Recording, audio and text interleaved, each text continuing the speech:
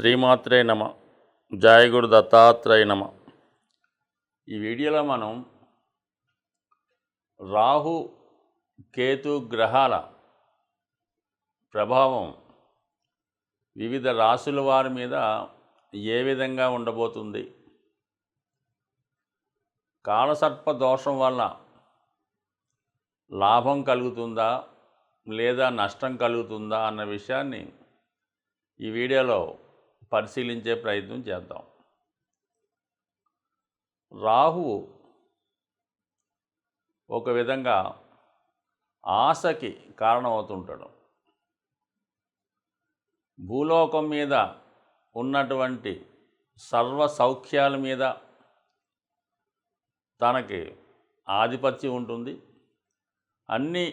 ఉన్నటువంటి అన్ని సౌకర్యాలు తనకే కావాలని ఆశతో ఉండడం జరుగుతుంది. అంటే రాహుగ్రహ ప్రభావం ఎవరి మీద ఉంటుందో వాళ్ళకి విశేషమైనటువంటి ఆశ, అలాగే విపరీతమైనటువంటి గర్వం, కోపం, అంటే మామూలుగా 6 దుర్గణాలు అంటారు కదా, ఇవన్నీ కూడా అంతర్గతంగా రాహుగ్రహానికి అంతర్లక్షణాలు అన్నమాట. రాహు ఎప్పుడూ కూడా హీరో కావాలనుకుంటూ ఉంటాడు. అలాగే నాయకత్వ లక్షణాలు కలిగి ఉంటాడు. అన్యాయాన్ని ఎదిరించే ప్రయత్నం చేస్తుంటాడు. సో ఏది చేసినా కూడా ఇంటర్నల్గా తనకి స్వార్థం ఉంటుంది. ఈ విధంగా రాహు ఆశ, కోరికలు వీటి మధ్య ఎప్పుడు కూడా మానవుడు జీవిస్తూ ఉంటాడు. అంటే రాహుగ్రహ ప్రభావం ఉన్నవాడు. దానికి సంపూర్ణంగా వ్యతిరేక ఫలితాన్ని ఇచ్చేవాడు కేతువు. నిరాశ, నిస్పృహ, అలాగే 0 లక్షణాలు, ఎటువంటి కోరికలు ఉండవు. ఒక విధమైనటువంటి నిడారంబర యోగం, సన్యాస యోగం లాంటిది అన్నమాట. అంటే అన్నీ త్యజిస్తూ ఉంటాడు. తన దగ్గర ఉన్న ప్రతీది కూడా ఇవ్వడం జరుగుతూ ఉంటుంది. దానికి వ్యతిరేకంగా రాహు ప్రతీది కూడా తనకు కావాలనుకుంటాడు. అక్కర్లేకపోయినా కావాలనుకుంటూ ఉంటాడు. అది రాహు యొక్క లక్షణం. ఇది కేతువు యొక్క లక్షణం. ఒక రాహు విధానంగా దేనైనా ఎక్స్పెండ్ చేస్తుంటాడు. అది తన ఉన్న భావాన్ని కానీ, తను కలిసినటువంటి గ్రహాన్ని కానీ, ఆ భావ ఫలితాన్ని, ఆ గ్రహ ఫలితాన్ని పెంచుతూ ఉంటాడు, ఎక్స్పెండ్ చేస్తూ ఉంటాడు. అయితే తన యొక్క రాహు యొక్క పాయిజన్ని అందులో కలిపి దాన్ని పెంచడం జరుగుతూ ఉంటుంది. అంటే ఒక విధంగా ఇంటర్నల్ స్వార్థంగా పెరుగుతూ ఉంటుంది. గురువు అలా కాదు. గురువుకు కూడా ఎక్స్పెండ్ చేసే శక్తి ఉంటుంది. గురువు ఏ భావంలో ఉంటే, పంచమ భావంలో ఉంటే అధిక సంతానాన్ని ఇస్తాడు. ధనస్థానంలో ఉంటే అధిక ధనాన్ని ఇస్తూ ఉంటాడు. అయితే రాహు కూడా ధనస్థానంలో ఉన్నప్పుడు అధిక ధనాన్ని ఇస్తాడు. లాభస్థానంలో ఉన్నప్పుడు అధిక లాభాలు తెచ్చిపెడుతుంటాడు. ఇందులో రాహు ఇచ్చే దాంట్లో అక్రమార్జన ఉంటుంది. ఇతరుల యొక్క అంటే ఇతరులు నష్టపోవడం వల్ల, వాళ్ళు ఏడవడం వల్ల, బాధపడడం వల్ల వచ్చే లాభం రాహు వల్ల ఉంటుంది. గురువు వల్ల ఇతరులు సంతోషంతో ఇచ్చే లాభం కలుగుతూ ఉంటుంది. అయితే రెండు కూడా ఎక్స్పెండ్ చేస్తే చాలా తేడా ఉంటుంది. గురువుకి 5వ దృష్టి ఉంటుంది, 9వ దృష్టి ఉంటుంది. అలాగే రాహు కూడా 5, 9 దృష్టిలు ఉంటాయి. సాధారణంగా ఈ 5, 9 దృష్టిలు చాలా వరకు మంచి దృష్టిలు అంటూ ఉంటారు. అయితే గురువు తన దృష్టిలో ఆ భావాన్ని రక్షిస్తూ ఉంటే, రాహు ఆ భావాన్ని పాయిజన్తో నింపి ఇంకో విధంగా స్వార్థంతో నింపుతూ ఉంటాడు. అది రాహు యొక్క ప్రభావం. అయితే కేతువు ఆ భావాన్ని తగ్గిస్తూ ఉంటాడు. 7వ స్థానంలో కేతు ఉంటాడు. వివాహం జరుగుతూ ఉంటుంది. భార్య మీద ఇష్టం ఉండదు, ఏ వ్యామోహాల మీద ఇష్టం ఉండదు. ఈ విధంగా కేతు ఉంటాడు. రాహు ఆపోజిట్గా వాళ్ళ ప్రభావాన్ని చూపడం జరుగుతూ ఉంటుంది.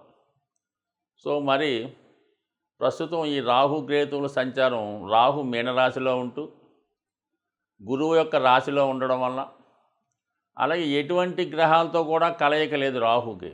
కేవలం తను ఒక్కడే మీనరాశిలో ఉండి పూర్తి స్వతంత్రంతో తన ఫలితాలు ఇవ్వడానికి సిద్ధంగా ఉన్నాడు. అలాగే కేతువు కూడా ఏ గ్రహంతో కూడా కలయకుండా సింగిల్గానే కన్యా రాశిలో ఉండడం జరుగుతూ ఉంది. సో ఈ 2 గ్రహాల ప్రభావం మరి వివిధ రాశుల మీద ఏ విధంగా ఉండబోతుంది అన్న విషయాన్ని చర్చిద్దాం. అలాగే దీని పరిహారం ఏ విధంగా చేసుకోవాలన్న విషయాన్ని కూడా ఈ వీడియో చివరిలో తెలుసుకునే ప్రయత్నం చేద్దాం. ధనుస్సు రాశి వారికి చతుర్థంలో రాహు, దశమంలో కేతువు. ధనుస్సు రాశికి గురువు అధిపతి. అటువంటి గురువు యొక్క రాశి అయినటువంటి మీనరాశిలో రాహు ఉండడం వల్ల ఈ రాహు యొక్క ప్రభావం మీనరాశిలో ఉంటే ఎటువంటి ఫలితం వస్తుందో ధనుస్సు రాశిలో రాహు ఉన్నట్టే భావించి మరి ధనుస్సు రాశి వారు ఫలితాలు తెలుసుకోవాల్సి ఉంటుంది.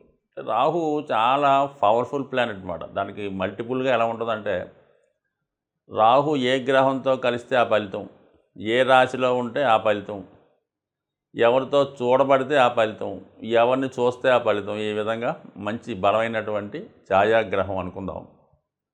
అయితే ప్రస్తుతం 4వ స్థానంలో రాహు ఉండడం వల్ల జాతకుడికి మానసిక సంఘర్షణకి లోనవుతుంటాడు. ఏ పని చేద్దామన్నా ముందుకు వెళ్ళలేకపోతుంటాడు. ఏది చేద్దామని ఇది తప్ప ఇది రైటా అన్నటువంటి అంతర్మదనంలో జాతకుడు ఎక్కువగా సంఘర్షణ పడుతూ ఉంటాడు. అలాగే గృహ సంబంధించిన విషయాల్లో, స్థిరాస్తి సంబంధించిన విషయాల్లో చాలా ఇబ్బందులు ఎదుర్కోవడం జరుగుతూ ఉంటుంది. తనకి ఇష్టం లేని వ్యక్తులు తన గృహంలో నివసించవచ్చు, తను ఉన్నటువంటి ఆఫీసులో పనిచేయచ్చు. ప్రతిరోజు అతనితో వాళ్ళతో సాహసం చేయవలసి ఉంటుంది తప్పనిసరి పరిస్థితుల్లో. అది బయటికి చెప్పుకోలేడు. ఇంకో రంగం మొహమాట పరంగా ఇబ్బంది పడుతుంటాడు. అలాగే ఎక్కువగా జాతకుడి యొక్క మనస్సు పరిపరి విధాలుగా ఆలోచిస్తూ ఉంటుంది.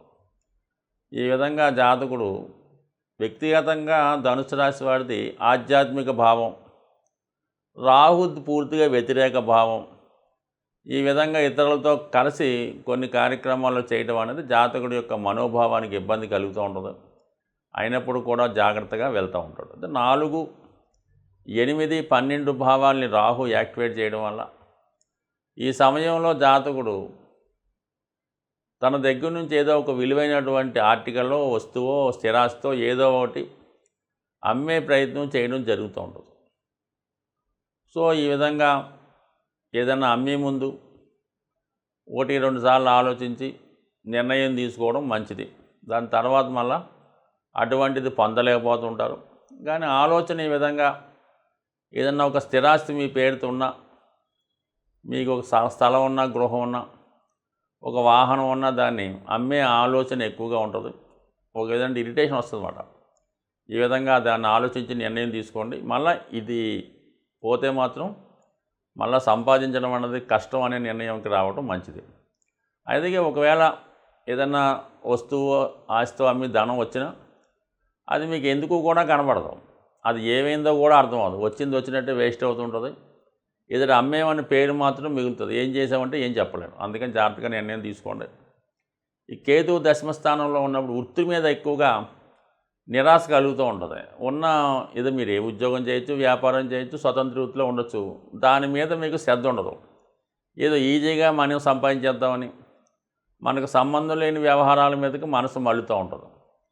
ఈ కొత్త వ్యవహారాలు చేద్దామన్నటువంటి కేతు ఆలోచనకి రాహు సహకరించి ముందు డబ్బు కావాలి కాబట్టి దానికి ముందు ఇల్లు అమ్మేద్దాం, తర్వాత చూసుకోవచ్చు మనం ఏం చేద్దాం అనే ఆలోచనలు వస్తుంటుంది. సో ఈ విధంగా వృత్తిపరమైన చికాకులు. అలాగే దశమంలో ఉన్నటువంటి కేతువు కుటుంబ స్థానాన్ని, 6వ స్థానాన్ని వీక్షిస్తుంటాడు. ఏదో కొద్దిపాటి సంఘర్షణ, కుటుంబ సభ్యులు వ్యతిరేకత, ఏదో మిమ్మల్ని వేరుపరుస్తున్నారని, మిమ్మల్ని తక్కువ అంచనా వేస్తారనే భావన, ఇవన్నీ కూడా మీకు కొద్దిగా అశాంతిని కలిగించి ఒక బలమైన నిర్ణయం తీసుకోవడం వల్ల విలువైనవి కోల్పోయే సూచనలు ఉన్నాయి. కాబట్టి చాలా వరకు 1-2 సార్లు ఆలోచించి నిర్ణయం తీసుకోవడం మంచిది.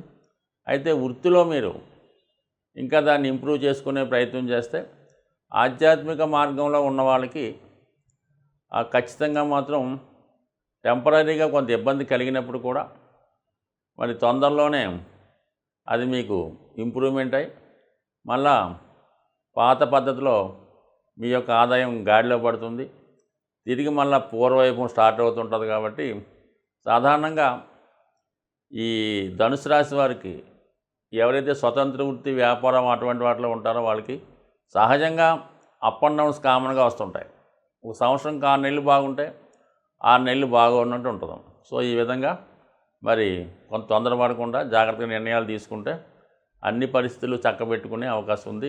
రాహు కేతు గ్రహాల ప్రభావానికి లోనప్పుడు ఎటువంటి పరిహారాలు తీసుకుంటే ఆ గ్రహాలు అనుకూలిస్తాయి అన్న విషయాన్ని మనం పరిశీలించే ప్రయత్నం చేద్దాం. అయితే రాహుగ్రహం ఒక విధంగా తాంత్రిక గ్రహం. అందువలన తాంత్రిక దేవతలైనటువంటి దశ మహావిద్యల్లో ఉన్నటువంటి అమ్మవారిని ఆరాధించడం వల్ల, వాటిని కొలచడం వల్ల, ఆ ఆలయాలు దర్శించడం వల్ల రాహు తొందరగా మనకి అనుకూలించే అవకాశం ఉంది. అయితే సాధారణ మానవుడికి ఆ దశ మహావిద్యల్లో ఉన్నటువంటి అమ్మవారిని పూజించడం కానీ, వాటిని ధ్యానించడం, లేదంటే వాటిని బాగా పూజ చేసుకోవడం, అలాంటి కార్యక్రమాలు చాలా వరకు చాలామందికి అందుబాటులో ఉండవు. అయితే ముఖ్యంగా ఈ దశ మహావిద్యల్లో ఉన్నటువంటి దేవతల్ని సరైనటువంటి గురువు లేకుండా ఆరాధించడం వల్ల ఇబ్బంది కలుగుతూ ఉంటుంది. అయితే ఏంటంటే అటువంటి దేవాలయాలు ఉన్నప్పుడు, దగ్గరలో ఉన్నప్పుడు, లేదనుకోండి దక్షిణ కాళి, మహాకాళి, కనకదుర్గ ఇలాగా శక్తి స్వరూపాలతో ఉన్నటువంటి దేవతలు, ఇది సింహం మీద అలాగే పులి మీద ఉన్నటువంటివి, శూలం ధరించి ఉన్నటువంటి దేవతలు, వీళ్ళని మీరు ఆరాధించడం వల్ల ఏమి ఎక్కువ చేయక్కర్లేదు. ప్రతి శుక్రవారం రోజు వీలైతే ఒక 8 శుక్రవారాలు అమ్మవారి ఆలయానికి దర్శించడం వల్ల ఖచ్చితంగా మీకు రాహు యొక్క అనుగ్రహం లభిస్తూ ఉంటుంది. అలాగే కేతు ఇంకా అందరికీ తెలిసిందే, ఎంతమందిని పూజించినా ఎటువంటి ఫలితం రాదు. కానీ కేవలం విఘ్నేశ్వరుణ్ణి ఆరాధించడం వల్ల కేతువు తొందరగా అనుగ్రహం రావడం జరుగుతూ ఉంటుంది. అంటే కేతు అంటూ అనుగ్రహించాడంటే మిగతా గ్రహాలు ఏది కూడా ఇవ్వలేనటువంటి ఫలితాన్ని, లాభాన్ని కేతుగ్రహం ఇవ్వగలడం. కావాలని విఘ్నేశ్వరుణ్ణి, ముఖ్యంగా సంకటహర చతుర్థి, అలాగే వినాయకుడిని గరికతో అర్చించడం, లేదంటే గణపతి హోమం, లేదంటే వినాయకుడి టెంపుల్లో ఉండ్రాళ్ళు ప్రసాదంగా పెట్టి పంచిపెట్టడం, ఎప్పుడూ కూడా ఇలాంటి సింపుల్ రెమెడీస్తో మరి రాహు కేతువుల యొక్క అనుగ్రహానికి పాత్రలవడం మంచిది. ఒక విధంగా రాహు అనుగ్రహిస్తే ఎవ్వరూ ఇవ్వలేనటువంటి అఖండ ఐశ్వర్యాన్ని రాహుగ్రహం ఇవ్వడం జరుగుతుంది. అలాగే కేతువు ఆధ్యాత్మిక రంగంలో అత్యున్నతమైన వ్యక్తులుగా తీర్చిదిద్దే ప్రయత్నం కేతు గ్రహం వల్ల రావడం జరుగుతూ ఉంటుంది. ఒక ఆధ్యాత్మిక రంగంలో అభివృద్ధి చెందాలన్నా, శాశ్వత కీర్తి పొందాలన్నా కేతుగ్రహాన్ని ఫాలో అవ్వాలి. అలాగే మెటీరియలిస్టిక్ వరల్డ్లో అపర కుబేర్లుగా మారాలంటే రాహుగ్రహాన్ని ఫాలో అవ్వాలి. సో ఏదైనా నిజాయితీగా, న్యాయంగా వెళ్ళినప్పుడు ఖచ్చితంగా ఏ గ్రహం అయినా అనుగ్రహించే అవకాశం ఉంటుంది. స్వస్తి.